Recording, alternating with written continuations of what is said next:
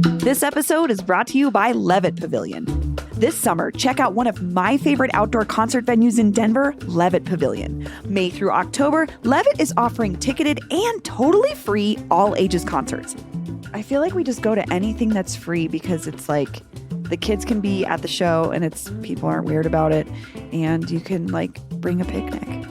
It's awesome. Some of the free shows this season include Iskali, Melvin Seals, Warren Treaty, Sunny War, Charlie Tuna, and more. To RSVP for free shows and buy tickets, plus see the full concert schedule, go to levittdenver.org. That's levittdenver.org.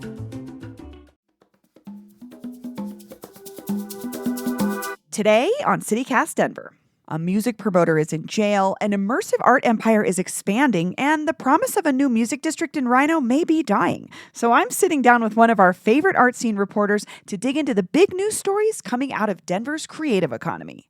Also, just a note, this episode mentions sexual assault, so please take care when listening. Today is Wednesday, May 8th. I'm Bree Davies, and here's what Denver's talking about.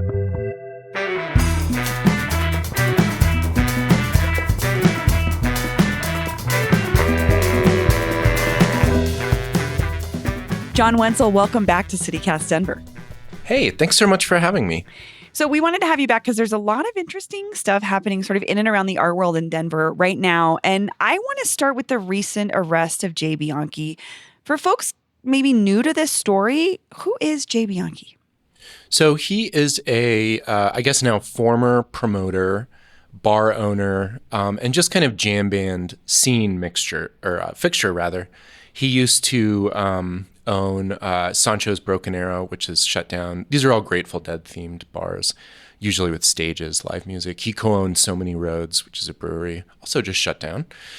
He divested of those, but he used to also own some other places, Quixote's, Beyond Key, Psychedelic Ripple, that burned to the ground. I know. I was like, wow, thinking about all these venues. I may have accidentally played one at one point as well. Yeah, I mean, it's he's been a fixture in the scene for a long time. And I'm not even getting at, probably half of his bars and stuff. So he was established, he was known, again. Businessman. Beyond that, I mean, the jam band scene for sure, collector of Grateful Dead, everything, but also just somebody that I think a lot of musicians interacted with.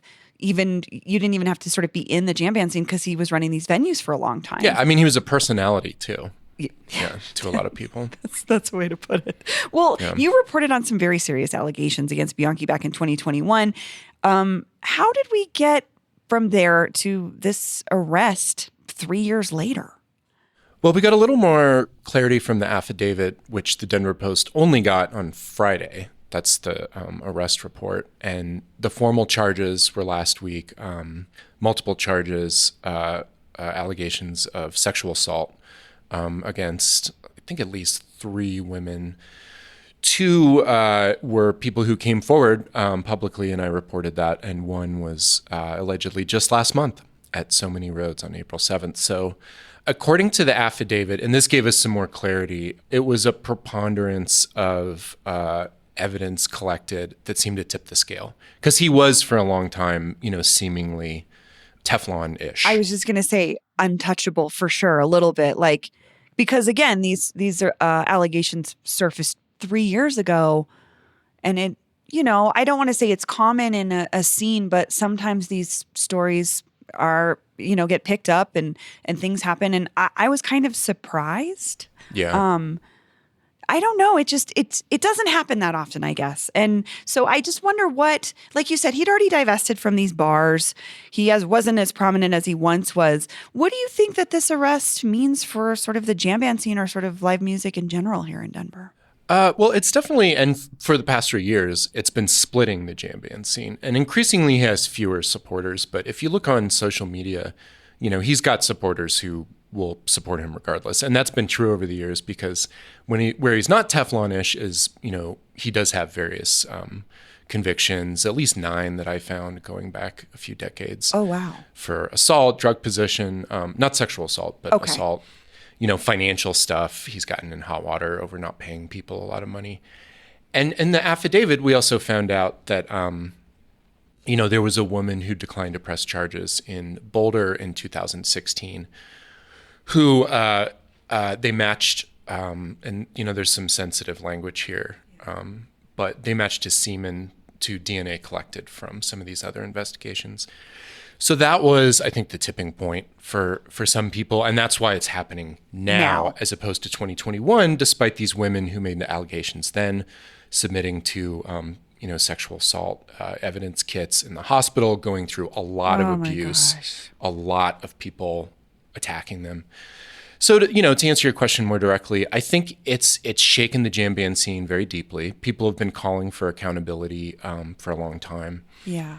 And it's not the only instances of women saying they've been drugged and assaulted. It's not just these bars. It's not just him. I've reported a lot of that, unfortunately. But I think, people have been telling me they feel like he's being held accountable. Finally.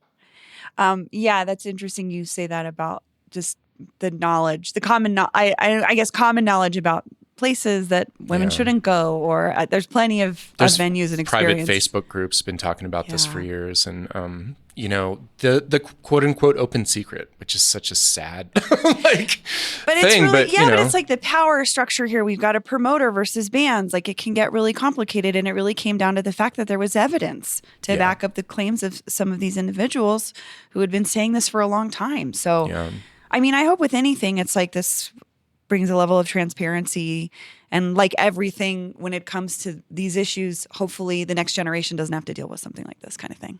So. Yeah, I mean, it creates a precedent and sets sort of a culture of where, totally we're all talking to each other. And I say that, as I have a lot of privilege as a white guy, a lot of this I've never experienced and certainly, didn't see on the surface, but a lot of people could say that too. And the women who have experienced this kind of behavior, wherever it is, they know, they've always known. So yeah, and there's a lot of fear in coming forward sometimes because then you get isolated and people don't want to work with you. It's just so complicated. So it's like, it's not about vindication or anything, but these folks' experiences have been affirmed, and maybe this changes something for the better for the scene in general. Yeah, that's the sense I'm getting. Well, let's move on to Meow for our next topic. I mean, the immersive art and entertainment company laid off 165 people earlier this month, which included 50 folks right here at Convergence Station in Denver. But last week you reported that they were expanding to LA. They just opened a location outside of Dallas. They have one in Houston slated to open soon. You've covered labor issues for Meow extensively. What do you think about this expansion sort of in the context of this layoffs conversation? I think on its face, to some people, it seems contradictory. Why lay people off and then immediately announce expansion? And I think what the company will tell you is that they're finally kind of, quote unquote, right sizing and finding their business model. And they overhired. And, they did lay off half their staff a few years ago. They laid off like 200 people, I think it was, in 2020, 2021. Because it was the midst of the pandemic, but it was before they had opened here. Correct. I remember because I had friends in Santa Fe that got laid off. Yeah. And the Santa Fe reporter found some information that was always coming, even though they blamed it on the pandemic. But, this new round, it's painful, and that included, I think, some bargaining unit positions in Vegas. But, the union was not happy about this. They do not seem to be mounting a huge fight exactly on it. But I think on its face, it seems contradictory. And kind of is. Yeah, well, I mean, it's just this cut costs up to 10% and then also announce an expansion. And I've heard, they're also going to do another one after that. I think they're a large company now, right? They're this like massive company, but they also work in the art world. And so sometimes I think there's this pressure or confusion around like the ethics or the ethos of an art scene versus a corporation, but those things are together now. And like you said, maybe right-sizing the company is what's going on. But on the surface of it, some people just see layoffs, expansion. It doesn't make sense. Yeah. It's just, and they're one of those companies that is not unique in that they're moving from an artist collective or a nonprofit or sort of a loose, non-business oriented creative concern into one. And that's messy, but theirs has been a lot more public, I think, because because they talk a big game. I was just going to say, why do you think that is? Because I agree with you. We pay a lot more Yeah. attention to Meow Wolf's moves than some other organizations that have come out of art collectives. Well, they got tens, if not hundreds of millions of dollars in investments. They brought over executives from Disney. You know what I mean? Like, they scaled up fast. And they came into town, big footing, throwing money around, getting people on their narrative teams. A lot of really good people who do really good art. I mean, there's some amazing, Absolutely. wonderful art in that building. But, if you're going to do that, you deserve the scrutiny, too. Yeah. And they, have not always done right by their employees, according to people I've talked to. I talked to a lot of people, and, they describe a real internal struggle between corporate culture and, progressive, artistic, creative values. So that's been going on, it seems, for a while there. Yeah. And they kind of are maybe one of the first of this era of, our generation's art becoming a corporate thing, and they're figuring it out very publicly, and other things will come along that learn from them, unfortunately. But yeah, and I think there's still, there's a lot of room for them to be an example. And I think in some ways they have, they did kind of invent a new immersive art model, but at the same time, like, are you a haunted house? Are you a museum? Are you, the Museum of Illusions? Like, figure out, and they are still figuring that out. So it's complicated, but I do think it's fair for these employees to feel, jilted and sort of like they got the rug pulled out from under them. Yeah. And again, it does that. I would imagine it being a little bit, full disclosure, my husband has a room inside of Meow if he's done this work. And so you're still an artist, but you're dealing with, OSHA regulations and all these things that go into building a thing that the public can see. And I don't know, it's just so much more complicated than like an art installation that you've done at your friend's warehouse or whatever. But absolutely, the cool part is too, they employ people to do this. Right. And I think, some of the people they employed who were really psyched that they got employed by them, like Kaylin Heffernan, who worked with your husband, she's been vocal about, criticizing them as well. And I think that's not talking out of both sides of your mouth. I think it's absolutely not dissonant to be like, we love getting paid for art. We also want to hold them accountable for all the things they're saying. We're going to reinvigorate Sun Valley. We're going to, we're starting a new thing. And it's like, okay, show us that. The Sun Valley thing, that remains to be seen to me. I want to see a little bit more of that as it unfolds. But, right before Convergence Station opened in September of 2021, you wrote, quote, with a projected 1 million+ visitors annually, according to the company, Meow Wolf's Denver facility could also reshape the city and state's beleaguered arts economy. Mm-hmm. John, I was so with you on this optimism. What do you think about Meow Wolf now, sort of in the arts economy of 2024? I think what we've seen since then, and certainly post-pandemic, is that, public money has a huge effect in keeping everyone alive, whether it's SCFD or I think the state legislature. I know we got like 1.25 million more for, Colorado Business Committee for the Arts and some other people. So I think we've seen that private investment is overhyped. And I didn't want to be part of that because I did couch my language, but there was a lot of optimism. Absolutely. And, they were making money hand over fist. They were getting written up. So there wasn't a ton of reason to believe that it would, fall out as much as it has. Well, it popped off in Santa Fe when they first opened. They blew expectations out of the water. It was this thing that people couldn't believe existed. Those of us that have been in the arts world forever were like, whoa, this thing that we saw on a very DIY scale is doing this thing. But, now they're in, 5 cities or whatever. Yeah. Houston, Dallas, suburb, places like that. Las Vegas, different ball game. It's totally just a different ball game. Yeah. So it's hard to say, to damn them, and it's hard to praise them.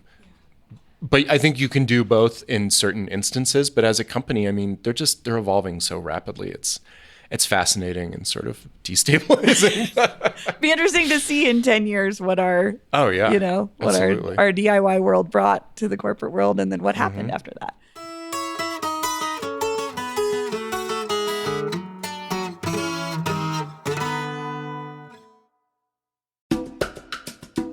This episode is brought to you by the Colorado Wine Board. Because the wine community here is surprisingly robust. Think about Bigsby's Folly and Infinite Monkey Theorem here in Denver alone. And there are urban wineries all across the Front Range.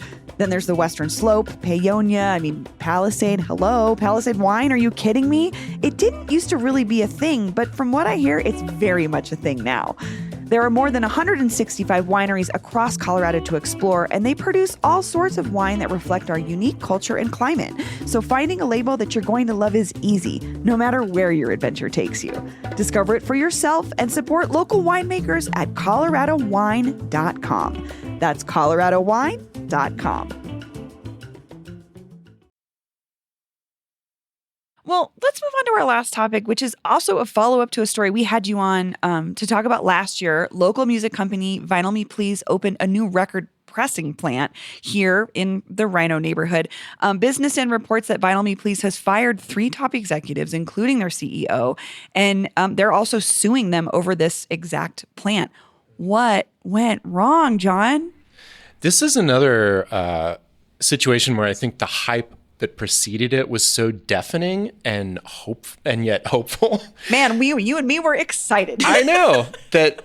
Well, because Vinyl Me Please's product is amazing. Yeah. You know, they have a few thousand subscribers. It's very expensive. They do really high end, record repressings, and it's a monthly record club. And there was no reason to think there were a lot of holes in this, and that includes a lot of media who hyped it up, and including the Denver Post and Business Den, not intentionally. I know the reporter who wrote that, Justin Wingerter, is amazing, and this was not his intention, but he kind of shamed us all. It was like, get your ducks in a row. Like, this is not the company you might think it is. So, over years of reporting, they represented this vinyl plant in RiNo across the street from Mission Ballroom and AEG's offices. It was going to be part of this new sort of music district just down the street from Victrola's world headquarters, sort of a vertically integrated music system, I think I said on the last one. But yeah, it turns out the plant was actually behind the scenes going to be an independent thing, and they were going to sign a contract with them for quite a bit of money to do this. And Cameron Schaefer, their CEO, and some other folks, the other 2 folks they're suing, misrepresented the nature of this to the board, hid expenditures of hundreds of thousands of dollars. And it turns out this was a pet project. And these are the allegations, right? Sure. I don't know these things for sure. But the board did fire them in March and then sued them last week. And so what's shocking here is that this was their main thing they were touting for years. Yeah.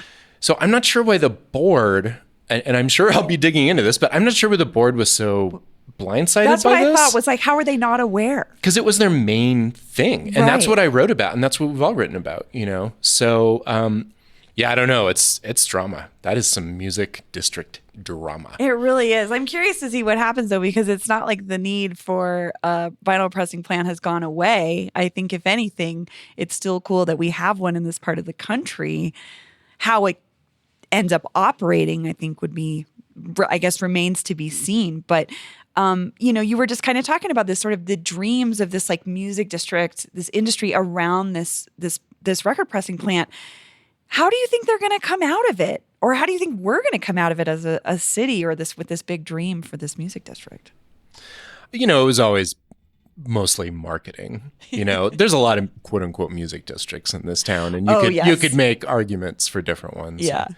But maybe it's for the industry, right? Totally, we want more industry here as music people. Totally. Yeah, more management. We've already got a lot. Yeah, we've got venues, we've got bands, but these infrastructure pieces were so crucial. Totally. And it's exciting to think, they were going to have this listening room, and they were going to have bands stop in there.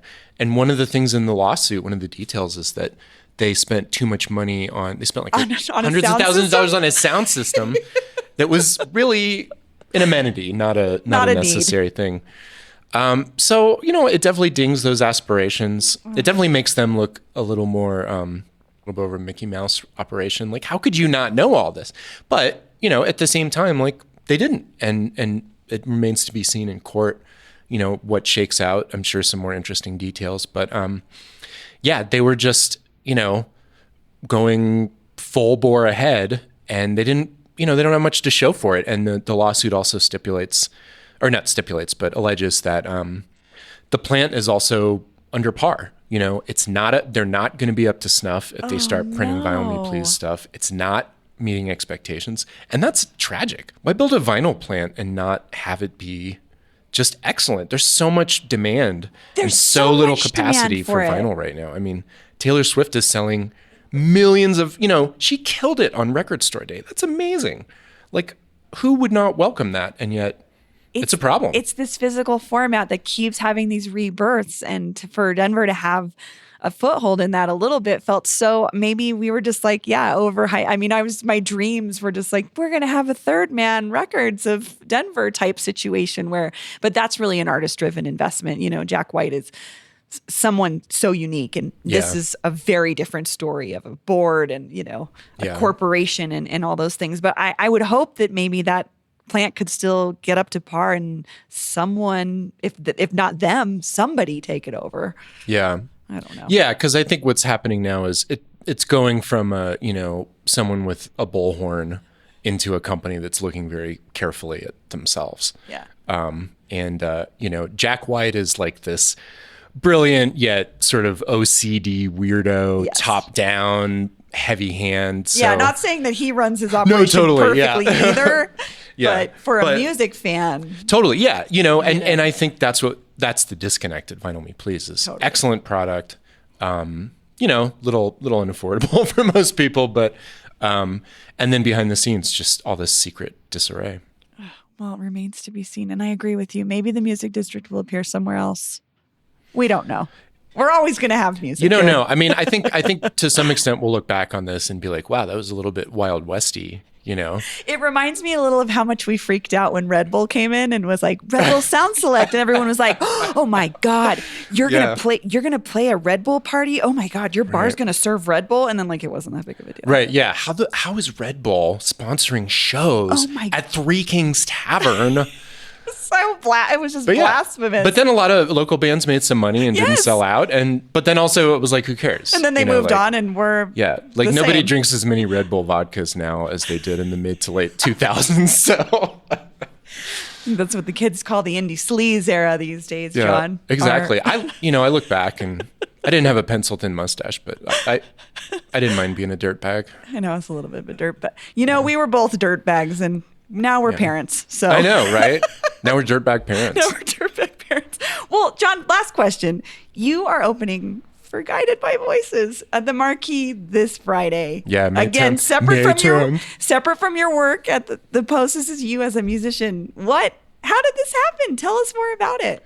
So my house was being worked on last year, and I couldn't play video games every night, which is what I normally do. So I just sat there and made an album on my phone, like a solo instrumental album. As one does, as everyone AKA does, just you. And I played instruments into it. It wasn't just all synthetic digital, but yeah. And their manager heard it. I've been associated with them very loosely on and off since I was in college. We released a 7-inch with one of their side projects. Their lead singer Bob Pollard has done collages for my zine, and I wrote some song titles for him. Long story short, their manager liked it, said, "Why don't you open for him?" And I said, "Of course, I would love that." This was like only 3 months ago. So put together a band of all my favorite local musicians and friends and have been rehearsing, but that rehearsal schedule is pretty short because I broke my collarbone about a month ago. Just a minor thing. Had surgery and we've had equipment failure. So it's been a road, but yeah, they heard it online. I kind of don't like Facebook, but he heard it on Facebook. So thank God for that. And now you're going to play a show with them.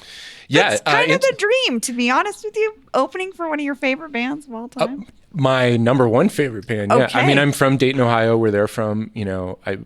They were sort of crisscrossed with the Breeders at times. Breeders still cover them and stuff. So, one of my favorite 90s bands. Dayton scene is amazing. And I mean, it's a huge honor. I'm freaked out. I'm really excited. That's so exciting. Yeah, it's so weird. It was a dream I never even It's weird, but yeah, but it's 20 years in the making, John. You're like, I've just been like laboring and putting out 7 inches and working with them. And then this is the thing you get to do, which is so cool. Yeah. Well, it's the 30th anniversary of their album. That's my favorite album of all time. And a lot of people consider one of the best indie rock albums of all time, called B-1000. It came out in 94. And I've been obsessed with them since then. So it's weirdly full circle. It sounds incredible. Can we play one of your songs? Is there one we could play out for our listeners? If you want something upbeat, you could play Evasion. Great. We're going to play Evasion. That's a surf rock song. What is your band's name? We're called Undersail, all one word, and you can find us on Bandcamp. The album's called Feel Clear, and it's free to stream. Awesome. We'll put a link to it in the show notes. John Wenzel, thank you so much. Thank you for having me. I always love coming on.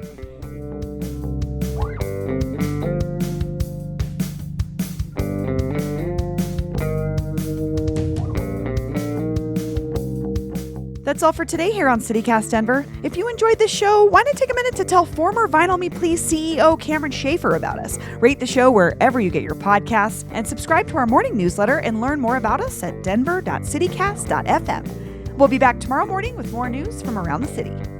See ya. Paul's old dirty mouse pad.